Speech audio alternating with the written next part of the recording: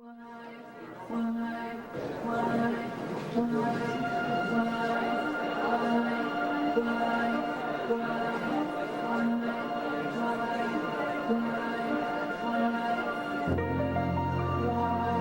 analysts. The result has been a disappointing performance. Welcome, analysts. This was a challenging fiscal year for the company. Due to unpredictable weather, earnings are down.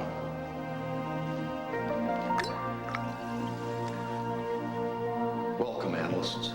But as everyone knows, you can't predict the weather. There's nothing you can do about it.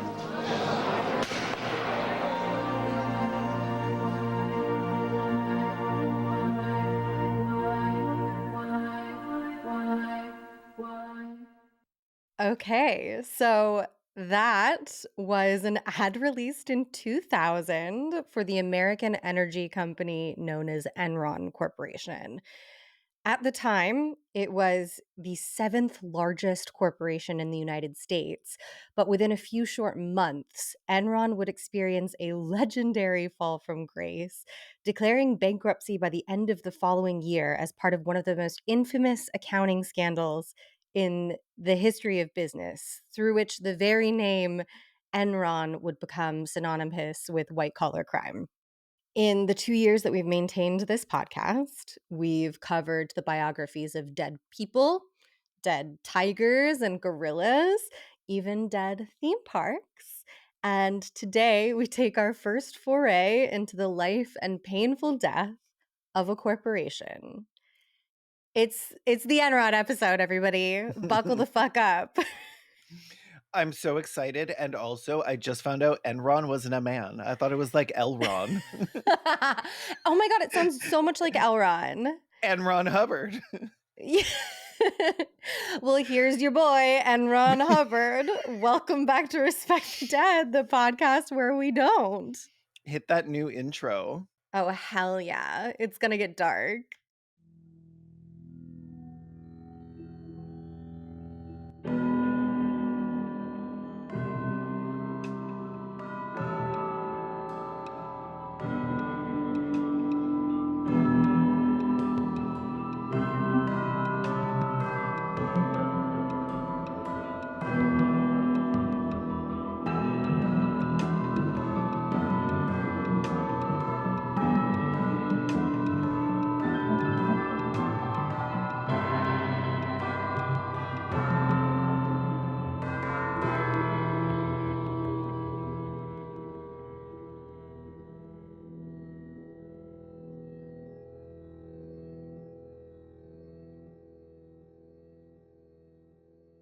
Weirdly prescient ad. What they ran such a negative ad. What the fuck? That was unhinged. What I don't even understand what they were advertising. Me neither. Okay, all of their ads were like that though. I'm Hoots, everybody. I'm Hi. Kaylin. And yeah, okay, we're here talking about Enron. So I've been wanting to do an Enron episode kind of since we started this podcast, because at the time that Enron happened, like, we were both children. So like I've never really understood. I mean, I'm still basically a baby, but I know. 21 years old at last, finally drinking legally. Yeah, like, we were kids. So I was like, I've always wanted to do an Enron episode just so that I could figure out what Enron is. And I feel less bad about not knowing what it is after researching it, because like by the end, nobody fucking knew what Enron did. And that's why Enron's ads were just like, we're the business company that does business things. I like that you were like, I've always wanted to do this for the podcast because I refuse to read about this without getting paid. No, yeah. I'm not doing this for free, and I'm not doing this. There's content. If I'm going to learn about anything, I have to monetize it. Yeah. Anytime somebody tries to teach me literally anything, if I'm not able to monetize it, I just shut my eyes. Yep. Nice try. No, bitch. don't tell me. Spoilers. Okay, and also, so I mean, it's no secret. Like, I'm somebody who generally considers herself like leftist, progressive, that kind of thing. But like I don't really subscribe to any particular isms. Like I'm just kind of like generally somebody who believes in like strong safety nets and stuff. And I'm too dumb to really like believe like know what to call Yeah, myself. girl, I'm not reading anarchist theory. Are you kidding? I'm sure as shit not. That's what smarter, Kropotkin. hotter people are there for, to tell me what to believe. In my mind, Kropotkin is the fucking like baby doctor from Rugrats. Like, however, reading about all of this dog shit like makes me like, we have to institute global communism now. Like, white collar criminals should be dragged into the street and like, it made me so mad. So for this episode and probably several episodes going forward post the unaliving of a CEO, Oh, right. We shouldn't to say our that kind of thing, should we? to our editor, anytime that we call for somebody's public execution, could you just believe one of the words so it's not as obvious? We could still say it, but And put a big blinking parody sign on. Put a big just kidding sign on the screen. She's just kidding. Our lawyers say I'm just kidding. Yeah, that I'll make happened one like of those while I was that we writing this can episode. plug in. I think actually no, it happened like just after I finished writing the episode, which like also I'm feeling like very black pilled about rich people right now. But also I'm like Yeah, too much of a coward and enjoy the comforts of my life too much to actually go execute any CEOs. So like don't come yeah, knocking on my no. door, FBI. I'm like way too lazy. Yeah, I'm I'm just gonna actually die super mad about busy the it. day that that's gonna happen. Yeah. So whatever day that So might be. I promised my friend I would take them to Universal. I know that we're doing the revolution or whatever, and I know this is gonna sound like an excuse, but I didn't sleep too well last night, and my tummy kind of hurts because I've been ordering Uber Eats nonstop for 6 years. So I'm just gonna order some DoorDash and stay in bed. I hope that's fine. Thank you. I'll tip really well. Well, I'll tip. 14%. I'm just kidding. I always tip like at least 20%. At I'm least so mad. I'm 15%. I'm so scared people are gonna get mad at me on the internet. Enron's short life began in Texas in 1985 when CEO Kenneth Lay merged Houston Natural Gas with another energy company known as Internorth, forming a multi-billion-dollar natural gas and petrochemical company. Sorry, can I just say, why do all of these companies sound like the cartoon evil companies? Like Enron, Internorth. Internorth. they all sound like Skynet. Like, Yeah. Enron sounds evil, and that's not yeah, just because it's become like a shorthand for evil corporation. Like it sounds evil. yeah, absolutely. By the end of the 1980s, they'd also add electric power and start building a bunch of power plants. And as the company grew throughout the 1990s and into the 2000s, they'd really start expanding to become like kind of an investor in things like water, paper, e-commerce, broadband, fiber optics. They were just like an everything company, kind of Hmm. like Amazon, except they actually started with physical stuff, unlike Amazon. They even had a deal with Blockbuster, like in the 90s, that eventually fell through to essentially create a streaming service, like predating Netflix by like 15 years. That would have been wild. They had ideas that were like very ahead of their time, but they fell through because they were like very ahead of their time. Like the reason the Blockbuster deal fell through is because they were like, oh, we really can't stream because it's like Yeah, actually, 1996. that's not a real thing. So, We like, can't wouldn't it be do great that. if anybody could watch whatever they wanted whenever they wanted? It's like, well, yes, but Yeah. that's magic. And that's like Netflix thought of that same thing too, like around that time. And they were like, yeah, the technology's not there. So first we're going to So start like we'll send renting out CDs or whatever. DVDs. Yeah. Yeah. In the early years, Enron's main business is basically it owns a bunch of oil pipelines. And like how pipelining worked at the time was companies like Enron that owned the pipelines would basically establish these long-term contracts buying gas from various natural gas suppliers and then establish other long-term contracts selling gas to various markets like Los Angeles, Miami, Fort Worth, Minneapolis, like whatever. So they were like paid middlemen, basically, because they literally owned the means to transport the fuel. And these were like decade plus long contracts because the cities would want to kind of lock in a long-term price. Okay. So this sort of like traditional means of energy sales with these long-term contracts guarantees the pipelining companies in the industry like this slow, steady influx of billions of dollars, but not like the kind of skyrocketing stock that men in the 80s were so horny for, you know? Yeah. However, that was about to change.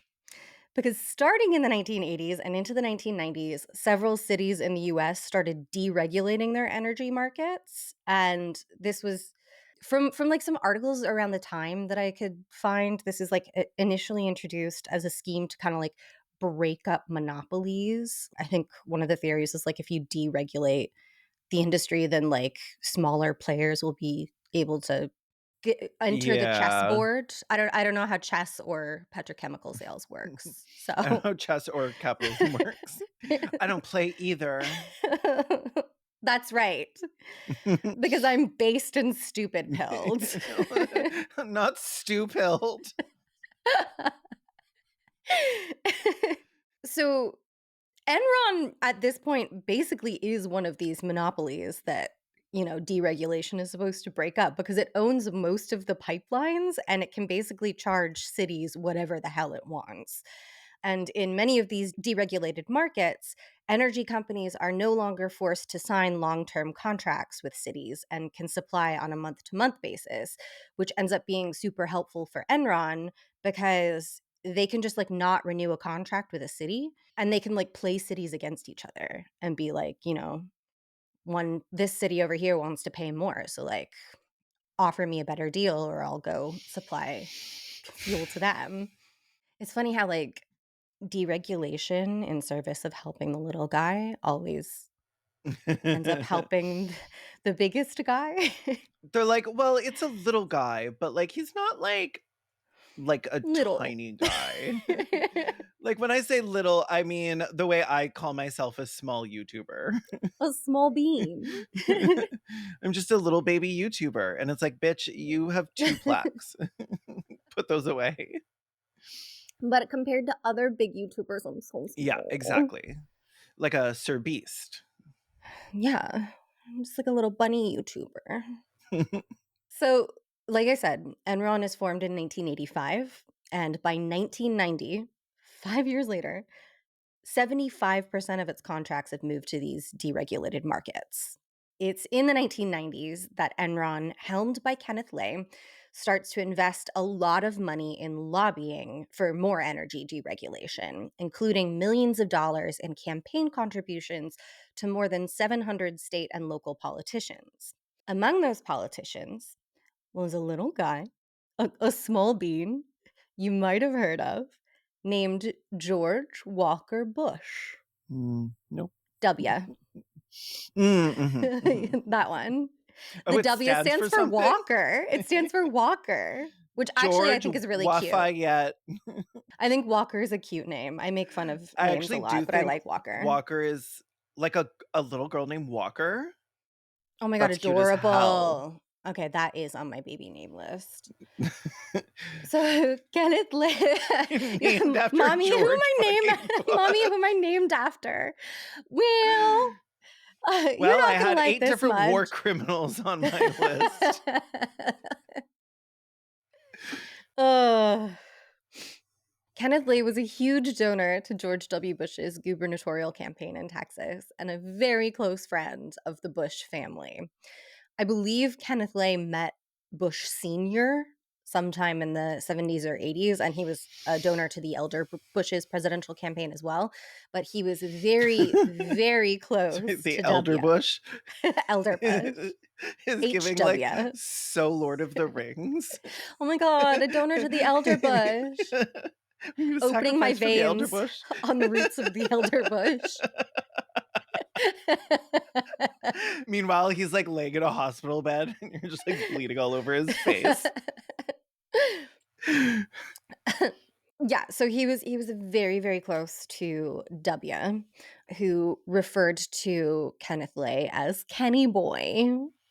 Okay, that's gross. I don't Kenny like Boy. well, it's giving like dog. Like it's very Kenny Boy. You're Kenny Kenny boy, Boy. come Sweet. here, boy. Well, now that's just me calling a pig. Kenny Boy also donated heavily to George W. Bush's presidential campaigns and served as co-chair of his reelection campaign. And Enron was the single biggest corporate contributor to his campaigns. Seems reasonable and not at all the kind of thing that should be examined any further. Just like No, now that I've said it, forget it. Just move on. Don't think about it. people could spend their money however they want, and corporations are Exactly. people. He just liked what he had to say. He liked what George W. Bush had to say. He thought he had some good ideas. Listen, I don't agree with Lafayette on everything. But I would get a beer with that gentleman. Absolutely. Actually, of all the war criminals to get a beer with, I do feel like George would be the funniest when he got drunk. Yeah. Yeah, I I would feel like probably he'd go be for- funny. Probably go for a beer with Anna Mardal. I don't think he would be funny when he got drunk, though. No, you're right. He's never ever funny on purpose.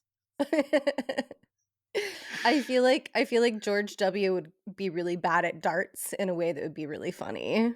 Oh yeah, like the way that he would slip the waitress $100 after she complained that she got a dart in the back of her neck. Yeah. And we'd laugh and laugh. Remember that time George gave that woman sepsis? Oh. Oh, super nice guy. He's done some awful things. I'm glad I'm able to be friends with people who have different political views than me. Yeah, We can all laugh over a waitress's sepsis. We can just leave politics at the door, you know? Leaving politics at the door of the White House. Listen, when we're at Ruby Tuesdays, we're all family. Oh god, that fucking Broad City quote that is made its way to TikTok finally, and they've just like never let it go 15 years later, where it's like at the club, we're all fam, and it just Oh, won't go away. that's why that's seen a resurgence. I Yeah. don't go on TikTok. So I was like, why Yeah. are people saying this? This is so 2010 of you. While George W. was still just a Texas governor, Lay set up a meeting between him and the dictator of Uzbekistan, a guy called Islam Karimov. It sounds like a name written by J.K. Rowling. It does. Islam Karimov. Muslim Russian. Gorgeous. No, it's a real guy's name, and he was a Okay. dictator. His was an authoritarian regime that murdered thousands of dissidents, sometimes by boiling them alive. Yeah. I'm gonna take a stand And against that. yeah, I'm gonna say that's bad, and Mhm. you shouldn't be palling Cancel around me with if you him. want, but Mhm. I will not be getting a beer with him.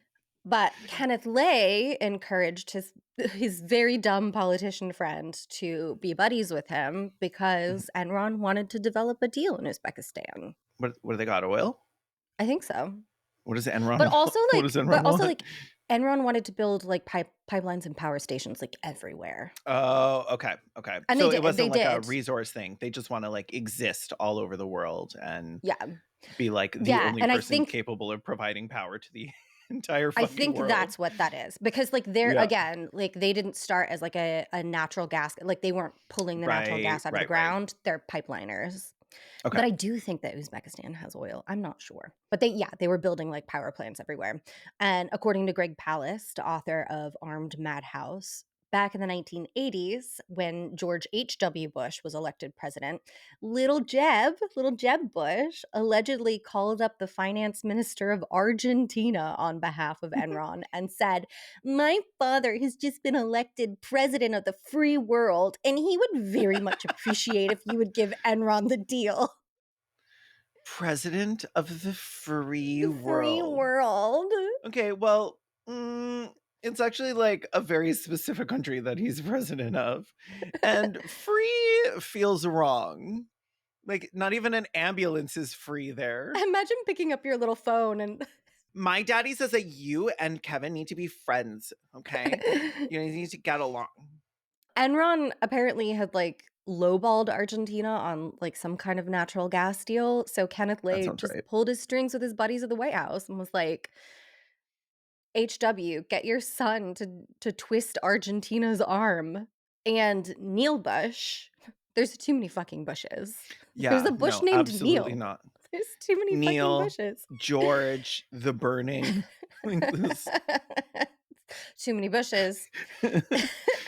Neil Bush, one of HW's other kids, so another brother, he gets a job with Enron selling water systems to Saudi Arabia for them. So they're just like Okay. in each other's pockets. Mhm. And all of their deals are like just a little, little sus, like selling water to Saudi Arabia, that kind of thing. Once President Bush Jr. is in office, once W is in office, Kenneth Lay also used his influence with the Bush family to basically just like write Bush's environmental policy, which is like, not what Great, I I would prefer. imagine. Yeah, I don't really want an oil pipeliner writing environmental policy. But Enron's political influence wasn't just limited to the United States. Enron also donated a lot of money to Tony Blair and the Labour Party in the UK. And Greg Palast, the author that I mentioned just a moment ago, actually went undercover as an Enron executive while wearing a wire. Like he like basically just marched up to 10 Downing Street and was like, "Yeah, I work for Enron." And Yeah, I was he about to say, I'm like, how did he pull that off? But honestly, people are incredibly stupid. If like people are a so white dude in stupid. a suit walks up to you and says they're from Enron, you have no reason not to believe them. And they did. He was Like, like, it was who so would lie about easy. something so embarrassing? Yeah. He, It's like he if was like, somebody it was comes up so to you and it's like, I easy. just shit my pants. Do you have a bathroom? You're not going to be like, no, you didn't. So like he marched up to 10 Downing Street and he was like, "Hey, That's yeah, like so I iconic. I work for Enron." And they're like, "Come on in." And he caught Come on he in. caught We a got secrets to share. literally he caught a couple We're of all labor we're all sitting politicians on around tape. sharing our secret. Just Yes. sharing our secrets. It We're all was sitting called around and having Lobbygate. secret time. It was called Lobbygate. They were just I standing love around this in the so lobby much. talking about Not like in the selling, lobby? yeah, selling access to politicians and shit. I'm Like sorry. White collar criminals are the so fucking cozy. stupidest. Like they're They're so just comfortable. They know, like, even if I get caught, what are they gonna yeah. do? What Fine are they me? gonna do? Prosecute me? Iconic. Lobbygate is Ugh. also so funny because it like really hammers home the fact that they were just doing this in fucking public. Like they could have been at a Standing in the fucking lobby. McDonald's. And also didn't verify a single thing. No, they didn't ask to see an ID. They were just like, "Man in a suit, come on in." Says he works for Enron, the seventh largest corporation in the United States. Sure. These are the exact same kind of people who would like get to their grandmother's house and their grandmother would be like, "What big eyes to see you with." And they'd be like, "That's so true, my real grandma." I mean, that is something she says whenever she sees me. My grandmother always actually says that. People don't understand that Little Red Riding Hood wasn't stupid. It's just that her grandmother was extremely weird. Her grandma paid really strange compliments. And she was always dressing up as a wolf, dressing up as herself. So, anyway, in the US, Enron is moving most of its business to these like deregulated markets and lobbying for the rest of the US's energy markets to become deregulated. And this was obviously deliberate. They actually had a meeting in 1988 that was called the Come to Jesus meeting, where the company decided that its new strategy was just to pursue these deregulated markets. They're so cringe about this stuff. I know. The embarrassing code names for everything. It's You- just it has to stop. They're like little boys playing games, like spy games. It's so dumb. I hate it. Like I know we have a group chat called annoying people on the left, but at least like at least that's But kind of funny. But that's because somebody said they're the most annoying people on the left. Yeah. Nobody was like, "Oh, they better come to well, maybe they did. Maybe they Maybe did. they're just as quirky as us. Maybe it's super funny if you were there. Maybe it's super funny if you were there and like a white And man. yeah, in a suit. Mm, And so in these deregulated markets that they're pursuing, the price of gas becomes super volatile. It's like fluctuating rapidly because supply is basically being renegotiated every single month. So Enron decides to form a division called Gas Bank that allowed people to trade futures in the natural oil market in order to kind of hedge against this volatility that, again, they're kind of encouraging and creating.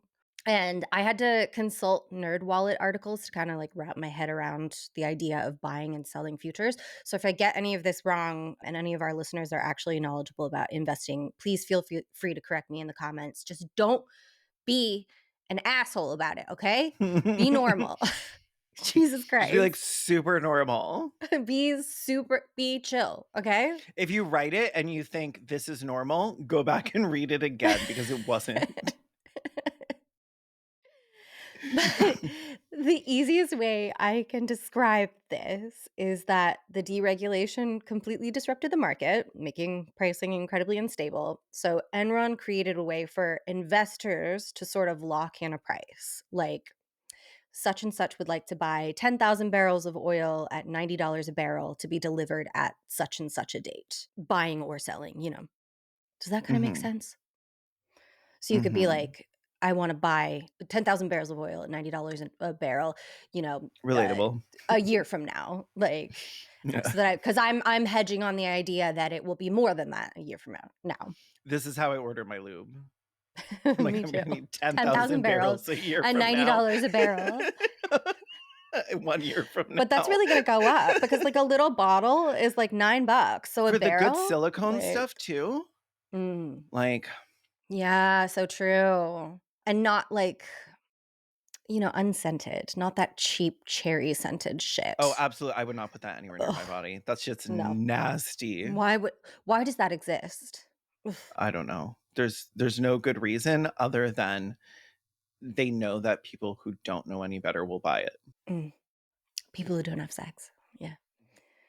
And Enron is the only company offering this sort of natural oil stock market. So they're a monopoly and they're getting a percentage on top of every deal, whether or not it works out for the traders themselves.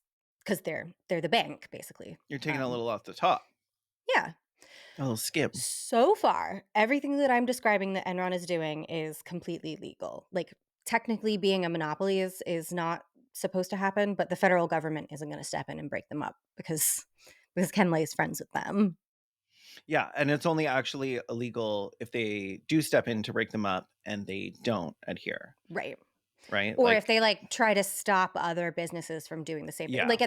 I will say in their defense, like nobody at this point has thought of like doing something like the gas bank. So they're the only one right now. Now, there is one small scandal in 1987 where two Enron executives in Valhalla, New York, Louis Bourget and Thomas Mastroni, pled guilty to These to charge. Italian mobsters.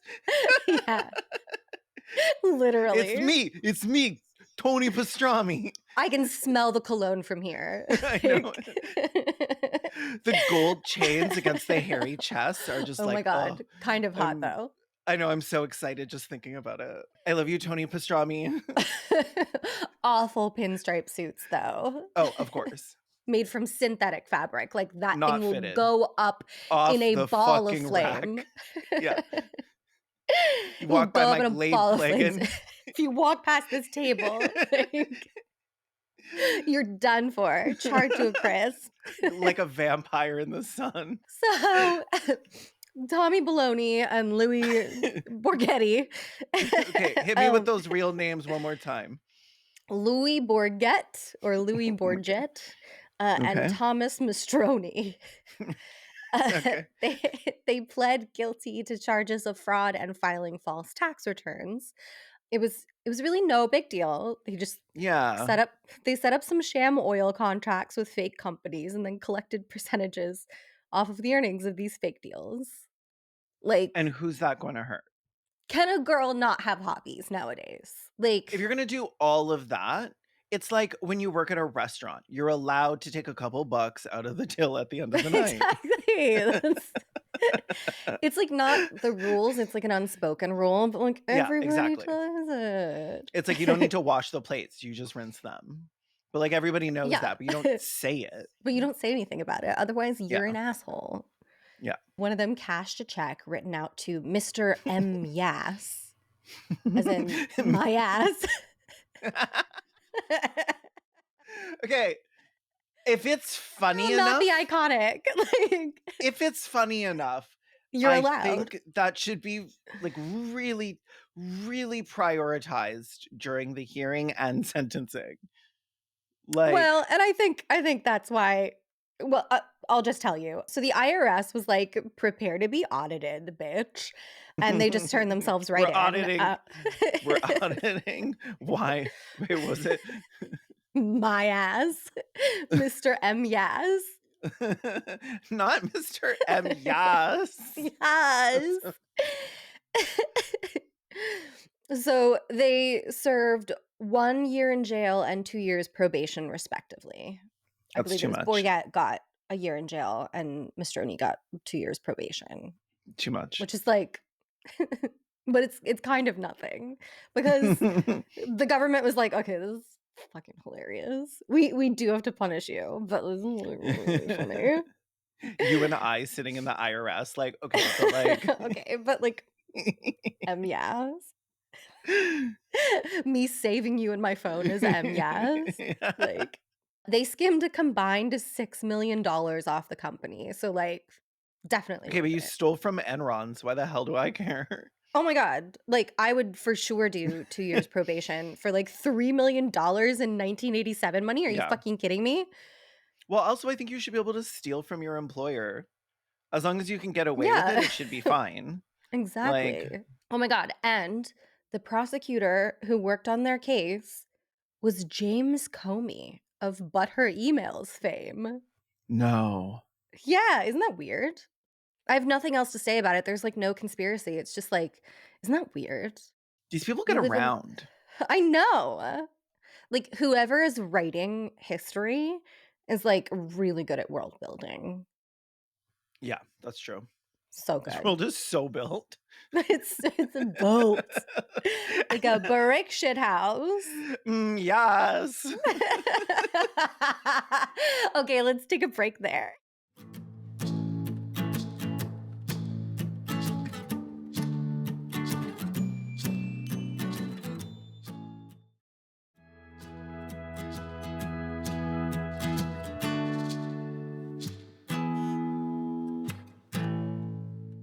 And we're back. In 1990, Lay hires a former consultant to Enron, Jeffrey Skilling, as the chairman and CEO of Enron Finance Corp and Enron Capital and Trade Resources. And by 1997, Skilling will be promoted to chief operating officer of the whole company.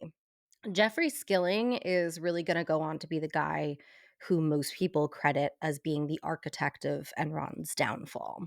Like intentionally? No. I mean, like, Okay. yes and no. Like, yes, Yeah. he was intentionally doing crime, but like But it wasn't a mistake. yeah, it wasn't a mistake, but also like he did want to be able to keep doing it, but it was crimes.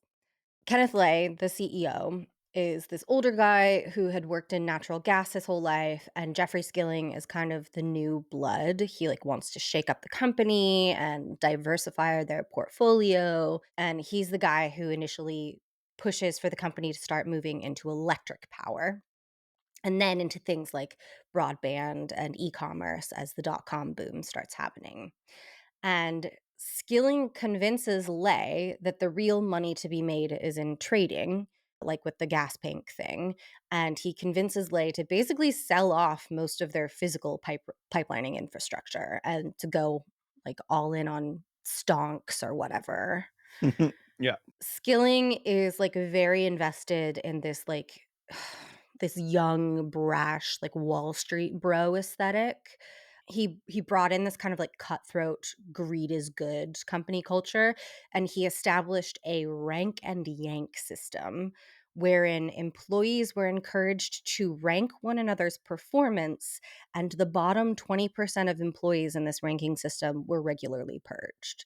So like I would have been also out like so fucking fast. yeah, if somebody just like doesn't like you, Yeah. then you're fucking done. Oh my god. That's so unhinged. Yeah, and it made, like, obviously a toxic work environment. Yeah, I would bet. And he was also a thrill seeker, even though he looked like a fucking nerd, and he would host these kind of, like, unofficial company retreats to go ride quad bikes and shit that his inner circle would get invited to, so it would become, like, a company point of pride to show up at work on Monday with, like, broken arms or whatever because you got That's invited to hang with so Jeff. embarrassing. Yeah. Like Fight Club, but for people who are too afraid to hit each other in the face. Yeah. Fight Club for people who can't fight. Yeah. So Just they're gotta like, go get injured on a bike instead. fall off the bike and scrape my knee. And everyone who went on those events egged one another on to do more and more dangerous stunts because there was just like this like awful, Yeah. overwhelming machismo in the air. Like it really sounds unbearable. Everything about it sounds awful. And starting in 1991, under Jeffrey Skilling's financial leadership, Enron starts engaging in an accounting practice known as mark to market accounting. So, mark to market allows a company to record its assets according to their market value as opposed to their book value. A company's book value is the amount of money shareholders would receive if assets were liquidated and liabilities paid off. So, all of our Yep. debts are settled today. Whatever is left gets sent to shareholders. Market value is the value of a company according to the markets based on the current stock price and the number of outstanding shares. And mark to market also allows a company to list your profits as projections rather than actual numbers, which might be fine if you're honest, but like imagine if we started like a new Patreon account and said, everyone go join our new Patreon account. And then we went like, oh, look, our income on this account increased by 1,000%. Based on that rate of growth, we should be making money in the low millions by next year. Let's report that on our income and then take out a bunch of loans. That's what Enron Seems did. fair. Like Well, it my seems fair when income, it would happen for us. literally, like them being like, yeah, literally, we get like $1,300 on Patreon in one day. And we're like, well, based on that growth, we should expect to have $1.5 million by the end of this year. So I'm going to write down that I make $750,000 a year. Yeah, of course. And then I'm going to take out a bunch of loans. And I make 200,000 million a year That's right. Canadian. That's right.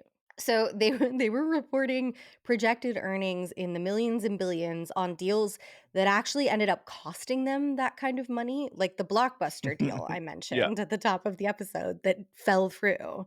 The the idea of a streaming service was super innovative, but the technology wasn't there.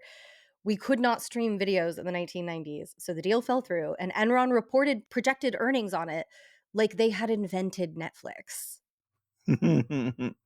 They also lost billions of dollars building a power plant in India that was never completed and reported profits from earnings on a power plant that never opened. Like, it is a skeleton that is still sitting there to this day. In order to hide these losses, an Enron employee named Andrew Fastow began creating a number of special purpose entities, or SPEs. Do you have any guesses what the SPEs were? They were fake companies. They were just shell Oh, well, companies that yes, they of used. course. Yeah. Sorry, I They thought were maybe shell I was supposed to guess like they were existing companies that I was supposed to name. Mm. Oh Fake, god, of no. course. Yeah, they were fake companies. Yeah, they were just fake. Special purpose entities was their euphemism for fake companies. They were like shell companies that they used to move debt around and make it appear as if Enron didn't have as much debt as it had and had much more cash flow than it had. Like like getting loans from banks under these shell corporations and then using that money to buy their own debt from themselves.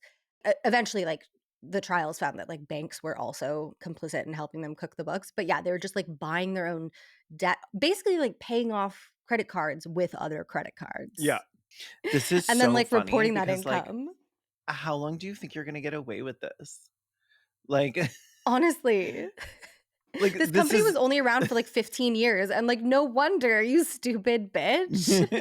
There's not going to be any company, you stupid slut.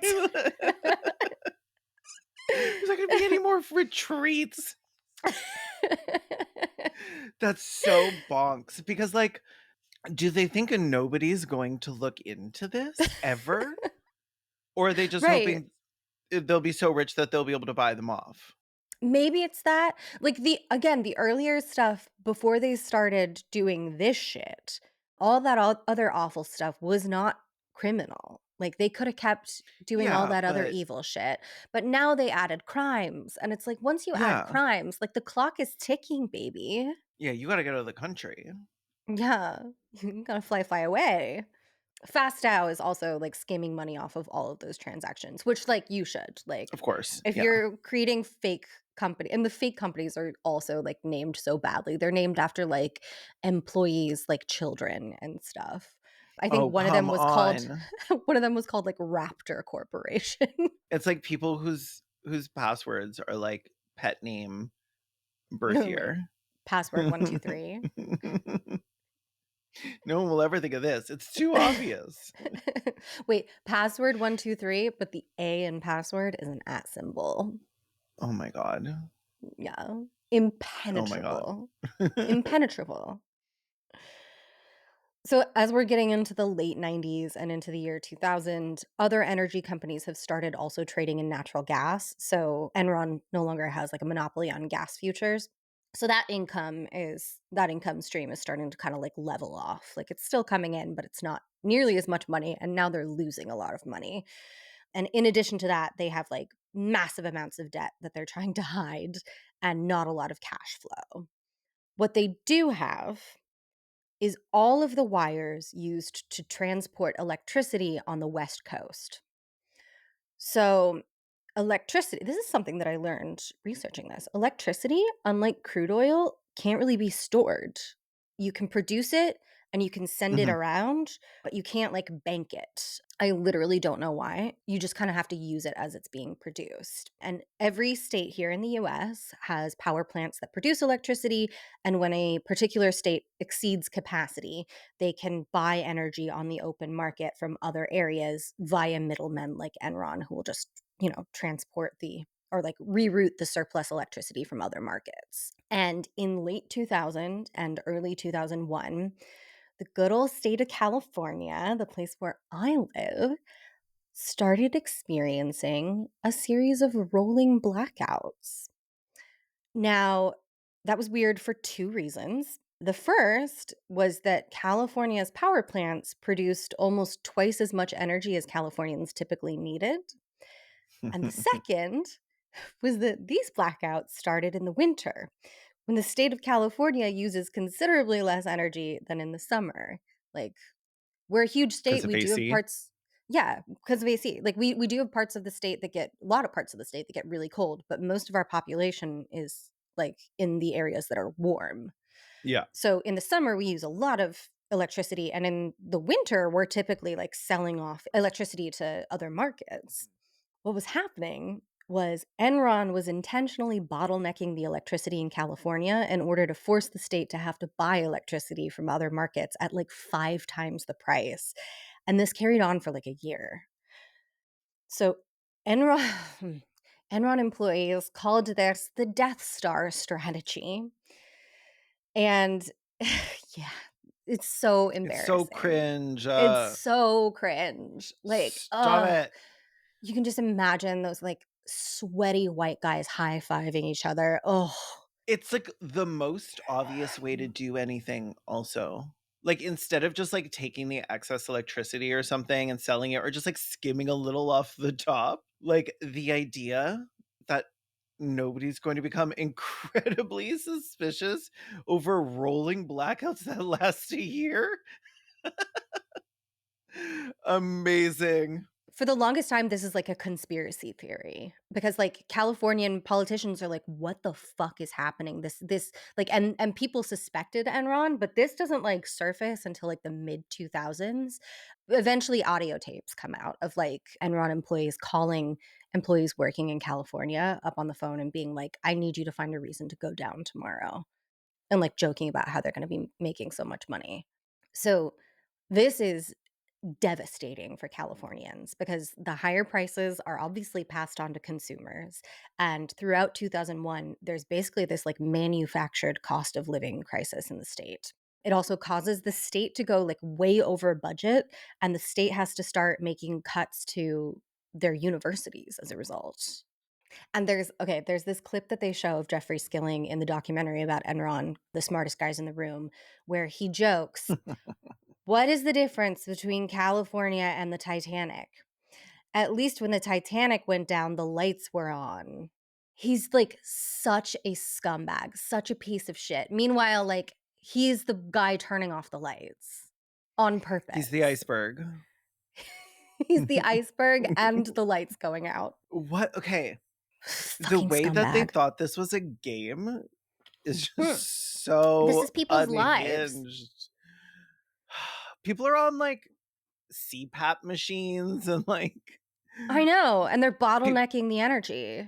I know hospitals have like generators or whatever, but the lights going out, like heat going out, What about little old ladies that live on Social Security? Like, what about poor people in working buildings single that only moms? have elevators, like Yeah, fuck you. People were really, really strapped. Like, they yeah. really fucked with people's lives. And I believe after all this came to light in like 2005 or so, there were some California state politicians that were calling for a criminal investigation of this energy profiteering, but I don't think anything really ever came of it. Like Enron just got away with that. At that point, like at the time that the audio tapes confirmed what people kind of suspected, Enron had already shuttered and like over the whole accounting fraud thing. And I'm not even sure that they would have been found to be committing a crime because like maybe a judge would have been like, well, it's the free market. They can shut off their wires if they want to. Like we're seeing that kind of thing with internet service Yeah. now. Internet providers are allowed to throttle internet service at like peak times of day.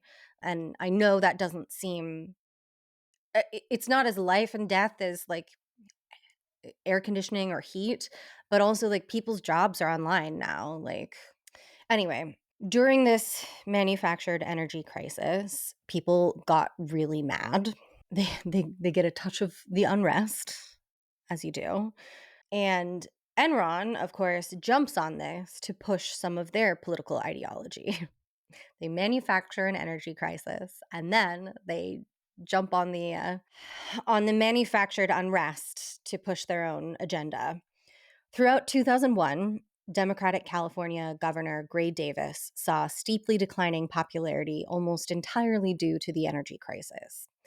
In May of 2001, Kenneth Lay met with a group of Californian business executives and the mayor of Los Angeles, a Republican named Richard Riordan, at the Peninsula Hotel in Beverly Hills, ostensibly to discuss the state's power problems.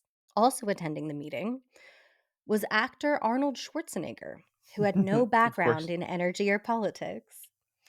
Mayor And still Riordan doesn't. Mayor Riordan would run as Gray Davis's opponent when Gray Davis was reelected to a second term in 2002, but this second term was short-lived, and he ended up only lasting 10 months before he was successfully recalled in a recall election. Like, we love recall elections in California. We do them all the fucking time. If you have a seat here, it is never safe. And Davis was replaced, of course, in this recall with Arnold Schwarzenegger. We also love name recognition here in California. We That's don't care so wild. what your experience is, what your policies are, but if we saw you in a Terminator film, Yeah. we're When I in. look down a ballot, I just vote for whoever's name I know. So true. I'm like, I mean, oh, I that don't know sounds any shit familiar. people. Do you want to take another break? Do you want to get an ad Yeah. for Arnold Schwarzenegger?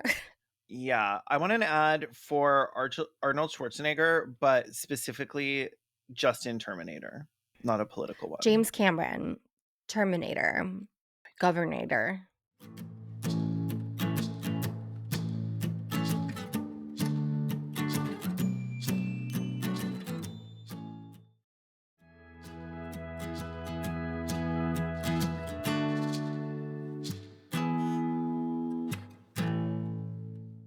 And we're back. So it's the late 90s, 2000, 2001-ish, fully like Y2K aesthetic. Enron's top dogs know that they're committing crimes, and the toxic culture at the company really prevents there from being like any real whistleblowers. Like the people at the top raking in millions are not going to be blowing any whistles, and the people lower down who are terrified of being ranked in the bottom 20% by their coworkers and fired are too wrapped up in So doing their wild. jobs to notice or care. But there are a couple of people who come to be known as like the Enron whistleblowers, kind of. It's a weak ass whistle. Not a train. Like something you get Not a from a train. 25-cent machine, and it doesn't even Yeah. have like the little ball in it or anything. Actually, speaking of Titanic, it's like when she gets a hold of that whistle, when she's like frozen and she tries to blow it and she's like, it's like that. We'll call them. She was just bad at fucking everything. She's very cold. Rich people suck. No training in any of the important life skills. I call these whistleblowers whistle breathers. Mhm. It's a little bit more like. Yeah. So the first is a lady called Sharon Watkins. She was an auditor with Arthur Andersen, which is the private auditing firm that ultimately goes down with Enron because they were complicit. Yeah, Arthur like, Andersen. what were you auditing? Well, this is it. Arthur Andersen were basically hired to like look at Enron's books and be like, "Yep, seems legit." Well done, guys, fellas, Showing up with my brothers. audited stamp. Just like, looks good to me. Looks good now to let's go me. ride some dirt bikes. But Sharon Watkins, innocent as she was, went directly to Kenneth Lay and was like, hey, so there's a lot of irregularities in these financial reports. And he was like, oh my gosh. Oh my gosh, I'll have my lawyers look right at it. That sounds so This is incredibly horrible. concerning. Thank you for coming to me first. Now get directly into your car, drive straight home. And then she's just kind of informed that Enron looked into it and Enron didn't commit any crimes. And she kind of lets it drop. I'm like, I actually spoke with one yes, and everything seems to be on the up and up. He said he got his money. She actually gets criticized pretty heavily later on for like not doggedly following it, but like I don't blame Who the her. fuck Like if I saw a cares? problem, That's not if her I saw a job. problem with the company, like bringing it up once would probably be all I would do, and then I'd be like, you know what, I'm gonna What am fine, I supposed to do whatever. after that? Yeah, Like, I'm sorry. she took it but to the like, CEO. She took it to the tap. like, Was I'm she sorry, but supposed to like, call up the police? like, Hello, NYPD. I think there's some crimes going on at Enron. they're like, yeah, we know. We're helping them. Like, I could understand if you were like working at a company and you found a report that one of their plants was like poisoning the water in a town or something. Like Right. at that point you go to the CEO and the CEO's like, everything's fine. You're like, well, no, the fuck it isn't. People are dying. Yeah, but it's like Enron stealing money from Enron or something, or Yeah. from From Yas shareholders. Corp. Right now, Like- the victims of the California stuff, which I'm not sure is crimes and which she was not complaining about, are actual victims. But right now, like the victims yeah. of the financial crimes, the accounting crimes are shareholders. Yeah. So I would also be like, all right, well, good day, sir. Yeah, like, oh no, the people with so much money that they can invest in fucking Enron are losing money, and that affects invest in the me. what do they do How? company. All right, well, I did my job. I audited and I Like- said this is weird. like me telling somebody that their like Dogecoin or whatever is gonna fail. Like I have no ethical imperative to do that. I have done my due diligence. Yeah. So the other whistleblower isn't really a whistleblower at all. Like, she's not from within Enron or Arthur Andersen, but she's a journalist named Bethany McLean who wrote an article for Fortune magazine in March of 2001 titled, "Is Enron Overpriced?" And the article just pointed out a few irregularities in Enron's financial documents and speculated that their stock was a little bit too high. But like, McLean never accused Enron of fraud. She's just basically saying they're overhyped. There was no like even suspicion that they were committing crimes. But in response to this mildly critical article, They Lay and killed her. Skilling sent representatives from Enron to meet with Bethany McLean in person and to basically like mansplain finance to her and tell her that she didn't know what she was talking about and like intimidate her. And like, first of all, the whole reason that this journalist's beat was finance is because she was a former banking analyst for Goldman Yeah, I was about to say, Sachs. why would she have been writing about fucking finance? Yeah, like, she's not fucking stupid. And then, like, secondly, when the Enron guys started treating her like she was stupid, that was like her light bulb moment where she was like, "Oh, there's something going on here. Like, there's a story here." Why do they care so much? Yeah, why did they send people to intimidate me for being like, "Is this company overhyped?" So And Bethany also, McLean the story was already out. Yeah. She Like, actually called Jeffrey Skilling up before the story was gonna be released, and I think she was, like, trying to interview him or something, and he, like, yelled at her, and he was like, "You are highly unethical," and she was like, "Okay." And then she how? published the story, and then they went to intimidate her, and she was like, Yeah. "Oh, okay. They're hiding something." So she would actually go on to literally write the book on Enron. She would publish The Smartest Guys in the Room with her co-author Peter Elkind in 2003, and that book would later be adapted into the documentary directed by Alex Gibney in 2005. And Bethany McLean would go on to report on the 2008 financial crisis as well. Did you watch it? Yes, I watched the document. I think it's on Prime. I think I found it on Prime. Recommended? No? Worth it? Am Yeah, I gonna it's get fun. everything okay from It's this like episode very though? Like, 2000s. Yes, yeah. yeah. Okay. It's very 2000s, like, you know how, like, documentaries in the early 2000s, like, all of the soundtrack is, like, Yeah. so on the nose, like, they'll Mhm. start playing Pink Floyd's Money, and I'm like, "I get it. We Yeah. get it." We understand. Yeah, I actually don't, this is like a very like current day shitty Netflix series that's gonna get exactly one season too, where it's like somebody walking down the street and it's like a song about like enjoying walking down the street in the city. And it's like, well, did you just Google, is AI looking at the script and maybe suggesting AI is songs on it now? We get it, Emily in Paris. And that's kind of it for whistleblowers or investigations into Enron until the whole thing blows Yeah, up. and none of them were whistleblowers because you're right. One of No. them said something internally, which is Yeah. not a whistleblower, Not a and one of them whistleblower. externally just was like, "They kinda suck a bit or more Yeah. than other people think." She was like, "They seem fine, but they don't seem like." She was like, "I basically wouldn't buy Enron stock," Yeah, but it like, not that was the extent of her criticism. yeah, and then they, like, busted down her apartment door and were like, Yeah. "Nobody here's committed any crimes." And she was like, "Sir,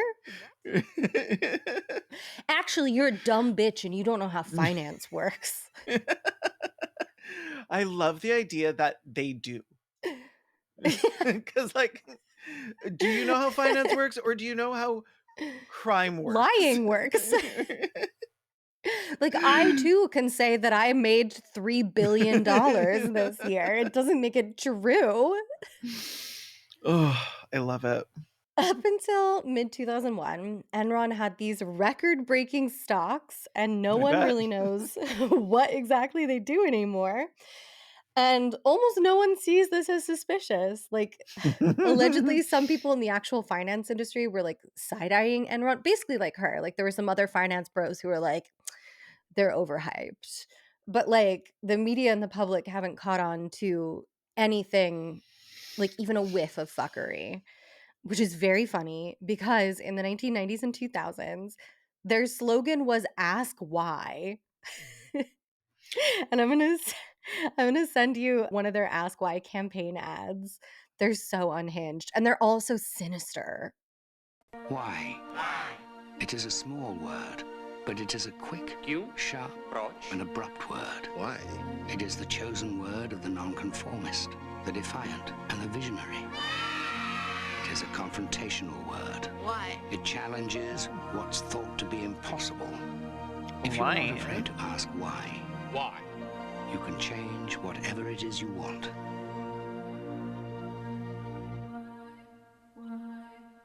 The most innovative company in America. This is giving Scientology so It hard. so is. That's wild. All the profound stock footage, the British voiceover, The uplifting music. like, and The you can't tell implication what that they they're do. changing the world without a single explanation as to how. What they do, yeah. They show a rocket going off into space and a guy running in the Olympics. Enron, you're not doing any of that. What are you why. doing? No, let's all just pause. Let's go back a step. Let's start with what? Yeah. What? Ask what? what? We're going to start with what, we're going to go to how, and then we'll get to why, because your mission statement actually doesn't matter. I need to know what you're doing and like how it's happening. This could have been anything. Ask what should be our podcast slogan. Ask what? That's so stupid. I love it. I love it so much. Even is it just name recognition? I guess. Because what is that for? Who is that for? What are you trying to get people to buy? Why are you running that ad? Where are you running this ad? Imagine watching like Nickelodeon in like 1992 and that comes on. Like, who is this for? I'm like, I have so many questions before why. Why is definitely American in there. child looking up at his parents like, I want to work for Enron when I grow up, so I too can go to space, run a race. Look at charts of babies in utero. Incredible. I mean, like, incredible levels of bullshittery. Like, you have to respect the game. Everything is literally just nonsense. Yeah. It's amazing. If they're that getting was away made with today, it. people would be like, this is AI. People would be like, okay, well, what crypto scam are you trying to push? Like, which monk are you trying to sell me? in a conference call with financial analysts in 2001, a hedge fund manager did say to Jeffrey Skilling, you know, you are the only financial institution that can't produce a balance sheet or cash flow statement with their earnings. To which Skilling responded, thank you very much. We appreciate that, asshole. Which yes. Which became like a meme around the company. Like, employees started printing shirts that said ask why, asshole. And I honestly think that is iconic. I would wear an ask why, asshole shirt. Like, yeah, absolutely. 100%. In February of 2001, Jeffrey Skilling succeeds Kenneth Lay as CEO of Enron, and he's slated to succeed Lay as chair, but then he resigns very suddenly 6 months later in August, citing wanting to spend more time with his family. Nobody has ever wanted to spend more time with their family. I can tell you that right the fuck now. Least of all, one of these suits. I can tell you. Yeah, it's like, I want to spend more time with my cocaine and hookers is what I want to do. That is literally the moment that the press is like, people were like, "Say something's what? up here. Something's up." Yeah. And I believe it was like the exact same week that Sharon Watkins went to Ken Lay about irregular reporting. So probably related. I would just like to tell our listeners, if they want to join me in this, I've been picturing Jeffrey Skilling as Jeffree Star. and it's made this so much more Oh my God. entertaining. So if you want to join me in this, every time you hear Jeffree Skilling, picture Jeffree Star, and it's just so much funnier. That's For the record, I offensive hate to Jeffree Jeffree Star. but well, As far as vibes, like Jeffree Star would definitely look better on a four-wheeler than Jeffree Skilling would. that's true. So yeah, this resignation is what made the public be like, so what's going on? Sorry, your family. You want to spend time with your what? With your money, right? With your money. Oh, with your family. See, I would get that if I was like, I need to take some time off and really reconnect with my money. Then nobody would suspect anything. Like on October 16th, Enron announced a third quarter loss of $618 million. They're like, we're making more money than we ever have. We're going to the moon. And then like 2 months later, they're like, so about we the lost moon. $618 million. That's so wow. Where? Okay, to be fair, when I was a kid, I always used to lose my gloves, so I kind of get it. I bet if they look behind the couch cushions. Okay, to be in the fair, cubby at school. my father would tie a string to the two gloves and then put it through my sleeves so that I couldn't lose them. But because I'm very stupid and gay, I would like take them out and be like, wee, and then like be like, ooh, a squirrel, and just like drop them and run. So maybe that's what happened to this money is all I'm saying. Ooh, a squirrel. Had the investors considered tying a string through it and hanging it God, through that's so one of their suit sleeves? If you hold shares, if you're a shareholder, you should suggest that. I'm holding shares for this right now. I'm holding so many shares. I heard that gay Twitter is holding shares for the lyrics of Enron. Our brains are fucking soup. Literally cooked. Not me like, yeah. I was about to be like, I haven't been on Twitter in a month. I was like, oh, I took skin off. So on October 16th, they announced that they lost $618 million. And on October 22nd, the Securities Exchange Commission began an investigation into Enron's accounting procedures and partnerships. That seems fair. Even if you don't think that like anything shady happened, I still think if somebody loses that much money, you might want to take a peek at the books. In November, Enron officials admitted to overstating company earnings by $57 million since 1997. So we've been overestimating by like about $60 million every year for like 5 years now. And every year. Every year. Iconic. I always we say, do love tell crimes lie, here. tell the biggest, it's the biggest lie. Because nobody would believe you're lying about it. So true. And they didn't. Who would lie about that? And they didn't. Until they did. And by December, they filed for Chapter 11 bankruptcy. From the beginning of 2001 to December of that year, Enron's stock fell from about $90 a share to less than 30 cents a share. Oh my God. Okay, this is not funny. Throughout this entire period, while, they're declaring bankruptcy and like I'm assuming that they lost money, Enron's employees were locked out of selling or withdrawing their 401ks as their value plummeted. Meanwhile, the higher-ups were able to access and sell their stock, including Jeffree Skilling, who made about $60 million dumping his Enron stock. Employees lost everything. We're talking about people who had tens of thousands or like hundreds of thousands of dollars in retirement and ended up with $1,200.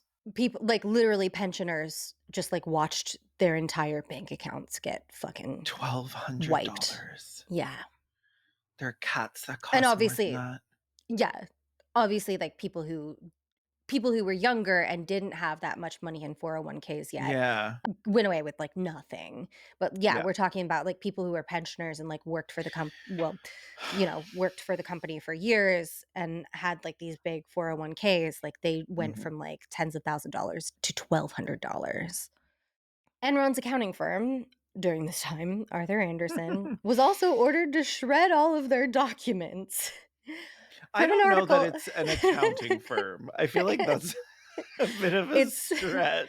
it's organized crime, right? Like they're The mobsters. mob. Yeah, the mob, Arthur Tony Andersen. Tony Rigatoni. From an article in Market Watch, according to the indictment, shredding machines worked around the clock from October 22nd until November 8th, the day Enron was subpoenaed by the SEC. The true Anderson- heroes. Really. God bless our essential workers. Paper shredders. Bang your pots and pans for Arthur Andersen. Oh, I mostly meant the shredders. The shredders are Arthur Andersen. Oh, okay. It's The like day Spartacus. yeah, so they shredded around the clock. Anderson employees and partners worked overtime to destroy documents. The destruction was so extensive that dozens of large trucks filled with Enron documents were sent to Houston to be shredded, the indictment note. Like tons. There's video footage. Go watch I the would be documentary. so lifting scared of those them. trucks being intercepted. What are they going to do? Put the pieces back together? Oh, okay. Sorry, I thought they were taking them to be shredded. No, they were shredding them and loading the shredded pieces onto trucks to dispose of them. That's so... Just burn the building down. What are you, Right. stupid? I guess they were arrogant enough to think like, well, if we shred it, then there's no evidence that any crimes were done. So...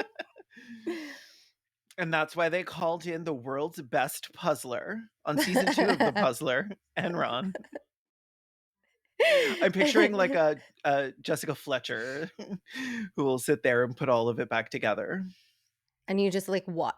That's every episode. That's It's like 12 episodes. Each one is an hour and a half long. Just watching it's a 12 lady episodes. put together a Each one is 12 hours long. And it's just an old lady going through a bag of garbage and being like, It wins 5 Emmys, and it's like the most watched show. wait, who would play her? On television. Is it Jessica Lange? Ooh, Jessica Lange would be really good. I feel like it might be one where maybe there's like a big comeback though for like an older celebrity though. We've been having a lot of those lately. Who's Yeah, like a who's in Demi need of a Moore, comeback? but not Demi Moore. Yeah, because she just had hers. Who's in need of a Yeah. comeback? Maybe like Karen Allen or something. I don't know. Oh my God, Karen Allen would be so good. What's I can't believe I forgot her name. Blondie from Death Becomes Her. Goldie Hawn. Yes. Goldie Hawn, yeah. I could do with a Goldie Hawn. Like that's a surprise Definitely, nobody would see coming. I would watch the fuck out of Goldie Hawn putting together a puzzle. Yeah. So Arthur Andersen also went down with Enron. Okay, good. They shuttered and they got in trouble. Funnily enough, in January of 2002, Enron would report that they that they dismissed Arthur Andersen for its accounting practices and for shredding the documents. And then Arthur Andersen was basically responded with like, "We already ended the relationship first." Yeah, I love it. You can't. You can't fire you. You quit. I love it so much. I can't believe they would shred those documents. They did what? We are severing our ties to them as of today. Meanwhile, there's like a piece of shredded paper sticking out of his hair. It's just confetti from my daughter's birthday party. Between December of 2001 and April of 2002, there would be several Senate and House congressional meetings and quick content warning for discussion of suicide. Skip ahead like 15 seconds if you don't want to hear about it. So the only confirmed suicide resulting from the Enron scandal that I could find is that of J. Clifford Baxter, who was an Enron executive and Jeffrey Skilling's closest friend, or one of his closest friends. Baxter had resigned in May of 2001, but he'd agreed to testify in the congressional hearings shortly before being found dead of a self-inflicted gunshot wound in his Mercedes-Benz. So We believe that? I believe that he did Did they it. even need his testimony? Like No, to put they them? Yeah, didn't. okay. And Then I don't yeah. believe he was put down. I believe. And I say the only one that I could find because I assume that some of those employees that lost That's the first thing I everything thought. probably Yeah. died, deaths of despair. Maybe not suicide, but, I bet there's a lot of alcoholism and I was drug about to say, abuse. yeah. And maybe a few suicides as well that just don't get reported. During Skilling's testimony at the congressional hearings, Skilling would quote Baxter as saying, "They're calling us child molesters. That will never wash off." Like he's kind of like trying to blame the media for Baxter's death. I could not find any old articles calling any of them child molesters. Like if you Google Enron child molesters, this quote from Skilling is the only thing that comes up. So I think he was Okay. just trying to be like self-righteous in that moment. Yeah. I don't know. Maybe Baxter did say that, but like I literally can't find any media articles saying that there was like anything to do with any Hmm. kind of sexual abuse at Enron. That wasn't the particular Weird. crime that they were guilty of. Huh. Okay. On Halloween 2002, Andrew Fastow was indicted by a federal jury in Houston, Texas, on 78 counts, including fraud, money laundering, and conspiracy. On January 14th, 2004, he pleaded guilty to 2 counts of wire and securities fraud and was sentenced to 6 years in prison and 2 years probation. He was released in 2011. On July 7th, 2004, Kenneth Lay was indicted by a grand jury in Houston, Texas, and charged in a 65-page indictment with 11 counts of securities fraud, wire fraud, and making false and misleading statements. He was convicted on all counts in May of 2006 and faced a maximum of 45 years in prison, with his sentencing set for September of that year. He died of a heart attack while on vacation in July, and the judge vacated his sentence. Jeffrey They should have put his Skilling, bones in prison. I know. Why? I know he vacated his sentence because he was like, well, now he can't serve it, so there's no point. But like, You fuck can at least you. muddy up his name a bit more. Bury him in a prison yard. Scatter his ashes in jail. It'd be very funny if they used his like skeleton to make like prison equipment. Prison keys. Yeah. Oh, Little, that's little cute. Little keys. skeleton key. Really cute. Skeleton key. Yeah. Yeah. I love it. We should actually We're sell so petty. skeleton keychains. Cute. Yeah. You know what? Somebody remind me about this at some point. Leave a comment reminding me that I said this when you watch this episode, whenever this is, because I You have a can 3D 3D print printer, so it. I could like Yeah. legitimately make these. Oh my God, merge. Right. Oh my God, merch. Oh my God, merge. Oh my God, merch. Merch. Oh, it's so cute. I know. I feel like it looks really good on me. Yeah, I it was does. wearing this the day that my appendix exploded. It's a good luck. It's a good luck shirt. Jeffrey Skilling was convicted on 19 of 28 counts of securities fraud and wire fraud and acquitted on the remaining 9, including charges of insider trading. He was sentenced to 24 years and 4 months in prison. He made 3 appeals, the last of which, in 2013, got his sentence reduced to 14 years. He was moved to a halfway house in 2018, and he was released in 2019 after serving 12 years. It would be really funny to like knock him to the ground. Like to just like figure out where he is and just always follow him around, and whenever he walks out of like his car or whatever, just push him. What is he doing nowadays? I think he's actually like still like I think he's working as an advisor. Jeffrey Skilling, what the What fuck are you doing? Okay. I love the idea of hiring him as an advisor, but like obviously you can't hire him for anything you don't want to go to jail for. Business ventures after Enron. That's a What is he Wikipedia doing? title if I've ever heard of it. In June of 2020, Skilling was reported by Reuters to be fundraising for launch of an online oil and gas trading platform called Beld. Jeffrey, no! Jeffrey! You couldn't let it go? He can't. Okay, on August 30th, 2022, the company became listed as withdrawn. Jeffrey, Yeah, I bet. you can you can take the player out of the game, but you can't take the game out of the player. When Enron filed Chapter 11 in 2001, it was ordered to sell off its assets in order to repay creditors and shareholders the $67 billion it owed. An additional $4.2 billion and $7.2 billion were awarded to shareholders following lawsuits in 2005 and 2008. In May of 2004, a class action lawsuit was brought on behalf of the Enron employees who lost their 401ks. They won about $85 million compensation for $2 billion lost from their pensions. This amounted to a settlement of about $3,100 per employee. What? Yeah. Yeah. I will say again, there are dogs that are more expensive than that. I will say again, we need to redact this, Davi. We need to and Drawn and quartered. we need to bring back quartering. Let's bring back Yes, quartering. absolutely. Not the quartering, but quartering. No, but quartering. Let's bring back quartering. Yeah, one is bad and one is good.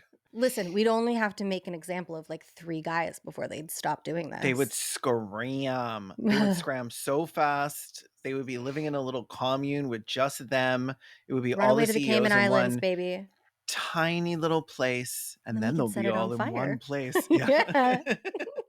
We have the minds of criminals. Like, it's like, wait, did you say that I'll be in one place? Listen, I just think Mao Zedong had some like good ideas. Absolutely. Specifically related to landlords. And that would seem to be the end of Enron. ... Or is it? In May of 2024, Okay. Enron registered an account on X.com, formerly Twitter. And on December 2nd, 2024, literally 1 week ago at the time of this recording, I just glanced at the calendar. the day I was like finishing up my script, they tweeted the words, "We're back. Can we talk?" along with this video that I'm going to send you. Can we talk? Can we talk? Who are they? Like the pretty little, like A from Pretty Little Liars? Like, I'm back, bitches. We're back. Okay, I'm starting it now. The world is changing faster than ever. Can you feel it? Growth, transformation, rebirth. In the modern world, we must accept change is the only constant. Learn how to adapt, forgive, to allow change to happen in the world and within ourselves. We understand this better than anyone, and we're here to lead by example.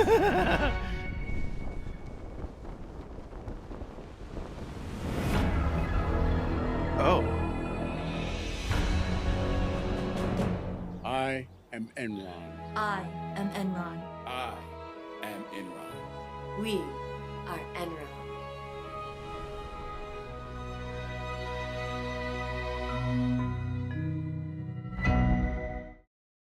This is 100% just a Scientology recruitment video. Like, what the fuck? Again, we are back to do what? We are back to do what? I don't get it. So they also tweeted out a press release saying like for immediate release in all caps on December 2nd. And the press release, I'm not going to read the whole press release. I will drop it in our drive though so that Davi can drop it in the video. But it lists its key pillars as like solving the energy crisis, forgiveness and progress, adaptation as strength, leadership by example. And At the bottom of the press release, it says, in 2024, Enron begins a new chapter dedicated to solving the world's energy challenges with innovation, adaptability, and commitment to a brighter future. And then it says, for more information, visit www.enron.com and contact our media team at press@enron.com. Now, if you go to enron.com, they have some sick ass merch that I will be asking my friends and family for Christmas.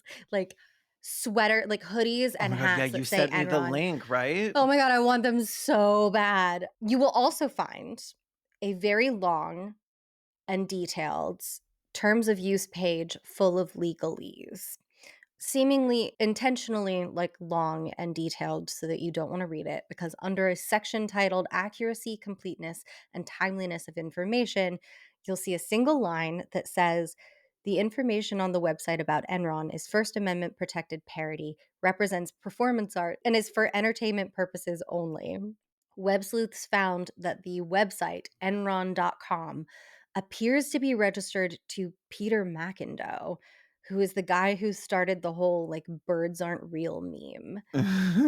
So it appears that this is a bit, and Enron is not, in fact, making a comeback and like investing in crypto or whatever, which means that Buy it the merch is ethically. okay to buy the merch. Yeah, Yeah, that's I the would like to first buy the thing I merch. thought. I'm like the way I'm like It looking at means I'm you, but allowed. I'm also filling up my cart right now. I want this stuff so bad. It was Like, so the oh, what's the countdown to? Oh my God, the Enron Summit on oh my January God. 6th, 2025. Oh my God, we have to go. Oh, Jan I'm signing up. 6. Yeah, for like a little bit, I was like, do I ask Kaylin if we can put off recording the episode again so that I can order the merch and like wear it in the episode? Is it possible the merch is fake though?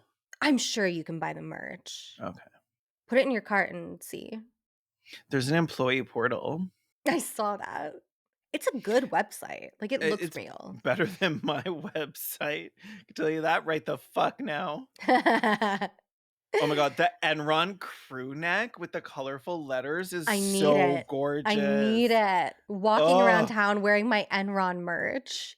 The hats. Oh my God. You've got need. great energy on the water bottle.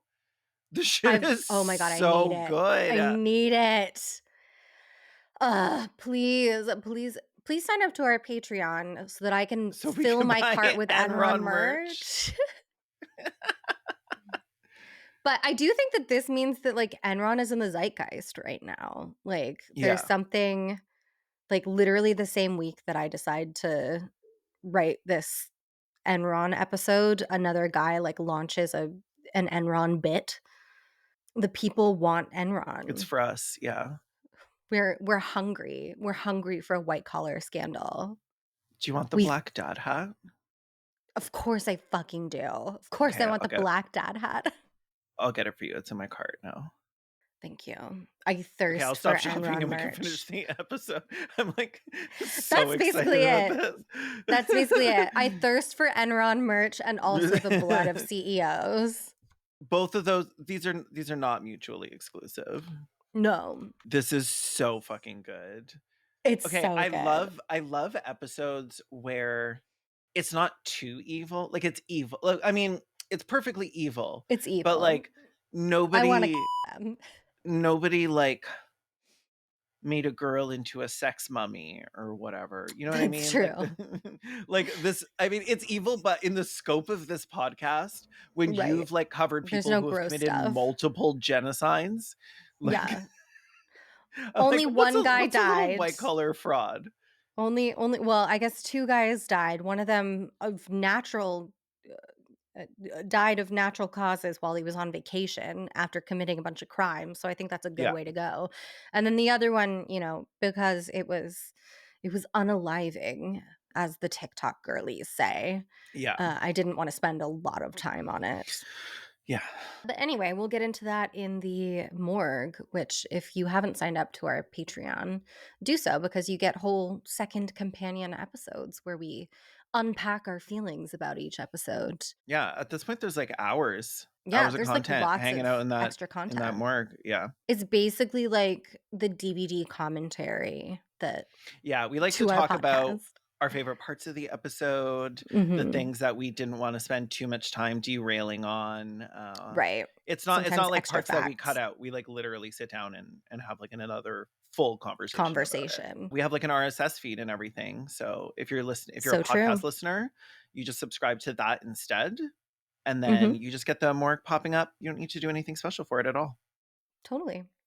So you can follow us at _respect the dead on all platforms. You can follow me at Punished Hoots on Twitter, at Hoots on Blue Sky, and you can see my YouTube videos at Hoots YouTube. Just Google Hoots YouTube. Kaylin? I am at Kaylin Conrad on everything except for Blue Sky because I got in on like the first day it opened. So I'm just at Kaylin. And that is probably where, other than YouTube, where you will find me hanging out more often than not. Right. I was so lucky with Blue Sky as well. I Yeah. got in early. I think Hoots I sent you a thingy like right away. I had Yeah. like 12 codes and I was just trying to get everybody on I think it was like frantically. May or June of like 2023. Yeah. And we finally logged on like last week. Yay. Because Twitter got bad enough. Our editor is Davi Armanino. You can check out more of their work at daviarmanino.com, which you can find in the description. That's all for this week. If you're not a CEO, I wish you a good rest of your week. And if you are a CEO, I wish you a good die. Bye. Love you. Bye.